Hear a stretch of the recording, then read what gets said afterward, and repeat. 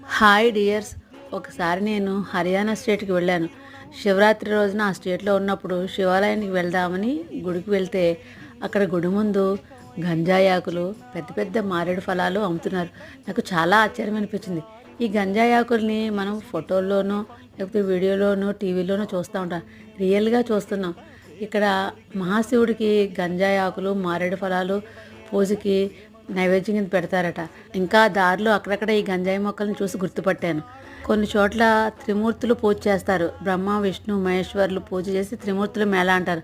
ఆ మేళ చేసినప్పుడు గంజాయిని కొద్ది మొత్తంలో ధూపం వేస్తారని విన్నాను. మారేడు పత్రి ఏమో అని దగ్గరికి వెళ్ళి చూశాను, కానీ గోంగూరాకుల్లో ఉన్నాయి. ఏంటి ఇవి అని అమ్మేవాళ్ళని అడిగితే గాంజా గాంజా అన్నారు.